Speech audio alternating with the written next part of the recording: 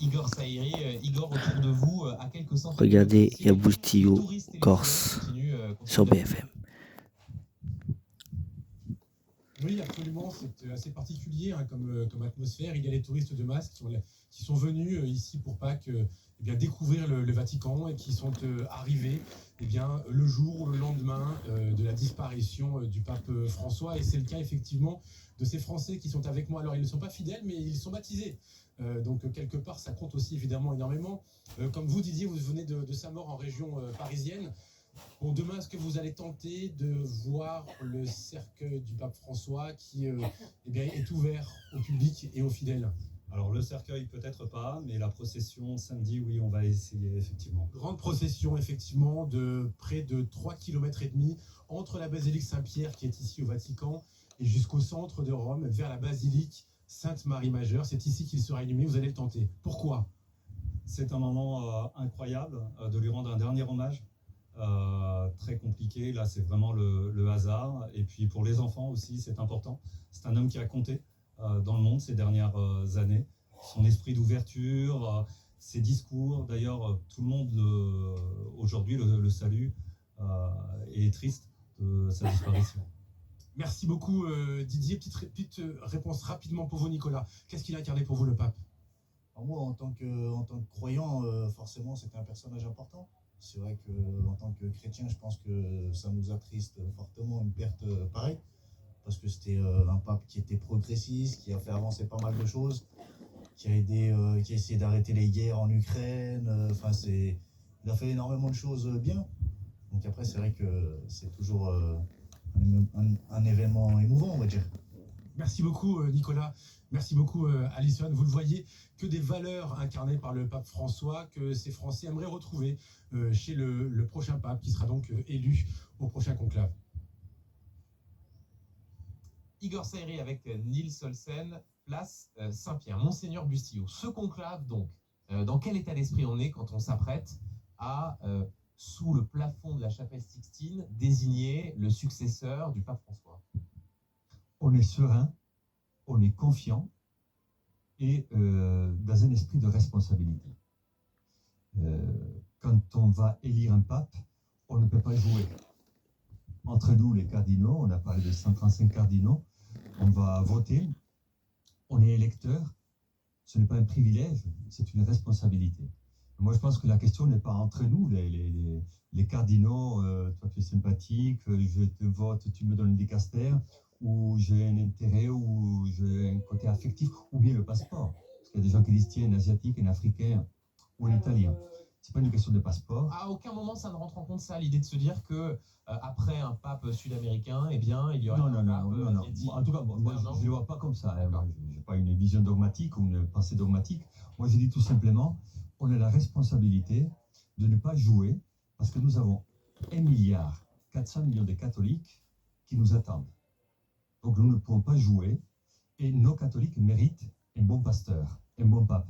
Donc c'est pour eux qu'il faut être responsable. Monseigneur, vous ne regardez pas le passeport des cardinaux qui pourraient être élus pape, mais vous regardez quand même la carte mondiale du catholicisme avec des cœurs battants qui ne sont plus ceux de la vieille Europe, voire ce qu'on pourrait entendre, qu'on entend parfois un peu plus fort que prévu du côté des États-Unis. Le cœur battant, il est aujourd'hui en Afrique, il est en Asie. Je voudrais savoir aussi si vous parlez tout simplement géopolitique lorsque vous parlez entre vous. Et j'ai même une question subsidiaire. Dans quelle langue parlez-vous? Alors ici, on parle souvent italien. Après, ça dépend des pays. Donc, et vous avez une aide quand même ou certains cardinaux ne parlent pas italien. Mais beaucoup parlent italien quand même, la majorité. Donc on parle souvent en italien. Bon, après, en fonction des cultures, des langues, on se débrouille ou on peut échanger voilà, avec en Amérique du Sud, c'est plutôt en espagnol, avec les Italiens en italien, avec le... Voilà. Mais on ne parle pas géopolitique.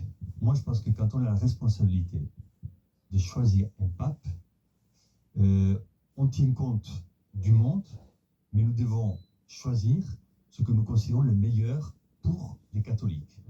Donc si le meilleur est américain, on prend un américain. Si le meilleur est italien, on prend... Pardon, Monseigneur, mais les catholiques du Brésil, des Philippines, de République démocratique du Congo ne pratiquent pas leur foi de la même façon. Bien sûr, on est catholique, donc dans la catholicité, il y a de la diversité culturelle de par la géographie. Mais quand on choisit un pape, il faut penser à une personnalité capable d'avoir justement une vision catholique. Donc capable d'intégrer des cultures différentes, des visions différentes, et de ne pas avoir une vision figée ou sectaire ou immature. Donc on essaye d'écouter tout le monde, de comprendre et de connaître tout le monde, et en fonction des connaissances et en fonction de ce qu'on entend, on pourra décider et voter. Bon, je vais évidemment pas vous demander ce soir pour qui vous allez voter, puisque d'ailleurs vous le savez. Dire. C'est dommage. Bon, j'essaierai peut-être à la fin quand même. Les qualités pour être un bon pape. Est-ce que c'est d'être dans la perpétuation de l'héritage du pape François? Est-ce que c'est au contraire affirmer une forme de rupture? Sur quelle base est-ce que vous vous déterminerez, vous, cardinal, pour désigner le successeur du pape François? Moi, je pense que la principale qualité, c'est l'abnégation. C'est la capacité de se donner totalement. Un pape ne joue pas un rôle. Un pape se donne et se sacrifie.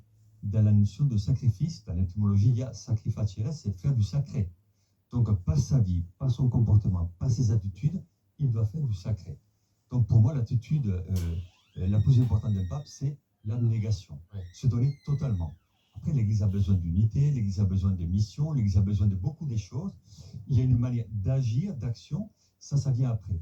Mais l'homme élu, l'homme que nous choisirons, doit viser le bien et doit être prêt à sacrifier son temps, ses capacités et à donner, je dirais tout simplement, il doit donner le meilleur de lui-même et sortir des autres ce qu'ils ont de meilleur. Vous avez indiqué qu'il y avait un timing à respecter, et notamment, c'est pas anodin qu'il y ait ces 15 jours avant un conclave, ne serait-ce pour respecter effectivement le pape François, mais aussi pour que vous appreniez à vous connaître lors de ces congrégations générales. Vous allez apprendre à vous connaître, vous allez devoir vous exprimer devant les autres cardinaux pour avoir quelques minutes, pour leur donner votre vision de l'Église. Déjà, qu'est-ce que vous attendez de ces congrégations générales, vous? Et comment vous abordez ce moment où vous allez en quelque sorte vous présenter, vous donner finalement, pour reprendre le terme que vous venez d'employer, auprès des autres cardinaux? Moi, je pense que quand on est entre cardinaux, on n'a pas un programme à proposer. On ne fait pas campagne. Tiens, j'ai un programme, l'Église va mal, ne vous inquiétez pas, j'arrive. C'est pas de la politique. Trouver la solution. C'est pas la politique de base, non. Mais en même temps, il faut avoir une vision. On ne peut pas se limiter à la gestion, il nous faut une vision. Donc, moi, j'arrive et moi, je pense que je dois écouter d'abord, parce que quand on écoute, on découvre les autres. Et vous l'avez dit, il y a des cardinaux que je ne connais pas. Je ne sais pas d'où ils viennent. Donc, il faut écouter les cardinaux. Ensuite, il faut connaître les autres, connaître leur vision de l'Église. Ensuite, il faut comprendre aussi pourquoi ils ont cette vision. Après, discerner et à la fin décider. Donc, il y a un processus qui est lié à la connaissance et à la découverte des autres. J'ai une dernière question pour vous, Monseigneur Bustillo, puisque ceux qui nous regardent voient dans la liste de ce qu'on appelle les papabili des Français, il y a le cardinal Aveline, vous êtes parfois cité. Est-ce que l'idée d'un pape français, c'est une perspective, une possibilité à laquelle les Français doivent se préparer? Certains des fidèles sans doute l'espèrent. Est-ce que je crois que c'est pas arrivé depuis Grégoire XI, si ma mémoire est bonne? Est-ce que ça, un pape français, c'est une perspective? Tout est possible. Parce qu'il y a des cardinaux qui sont doués, qui sont capables. Vous savez, je regardais les journaux italiens, ils disent, voilà, des Italiens, lequel va sortir? Ouais. Je regardais les journaux espagnols, voilà. Un côté un peu chauvin, peut-être. Voilà, chacun sont ses candidats, c'est tout à fait légitime, c'est comme dans les matchs, hein, donc chacun veut que son pays gagne. Mais bon, moi je pense que, moi je ne suis pas trop pour, comme je vous disais, pour le passeport. Je pense qu'il faut décider, quelqu'un de bon et de bien, ça peut être un Français, pourquoi pas? François? Moi, je pense qu'il faut rester à la ligne de François. Il faut qu'il y ait une continuité, mais en même temps, il faut qu'il y ait une discontinuité. La continuité, parce qu'il y a des intuitions bonnes. La discontinuité, parce que quand on arrive, il faut qu'on puisse proposer quelque chose de nouveau. J'ai fait un ciel nouveau, une terre nouvelle, dit l'Apocalypse. Donc, il faut de la nouveauté aussi. Bon, j'ai vraiment le droit à une dernière question. Est-ce que vous êtes parfois cité, vous, Monseigneur Bustillo, dans Je suis novice, donc j'arrive, donc il y a des gens qui ont plus de, voilà, il y a des gens qui ont plus d'expérience que moi. On va laisser l'Esprit Saint faire. Comme vous le disiez, on n'est pas au Parlement.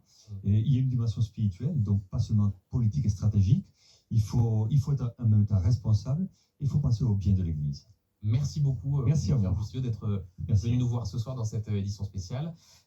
On continue bien évidemment à parler des enjeux de ce conclave, de ce qui va se passer demain, cette procession, les obsèques. Juste avant, je voudrais qu'on aille retrouver sur le terrain notre reporter Lola Veil. Lola, vous avez rencontré une sœur qui connaissait le Voilà, pape, un le pape Corse François et qui était qui est sensible à sa volonté de Bustillo, féminiser celui l'Église. d'Ajaccio, l'évêque d'Ajaccio. Donc le pape Tout à fait, demain, elle il est est, revenue, longuement dessus. Elle salue avant tout un homme qui a beaucoup apporté il aux est dans le femmes, qui a cercueil. pu Ils l'ont aussi déjà mis dans le élargir, cercueil. Hein. notamment leur donner Voilà. le droit de vote, le droit de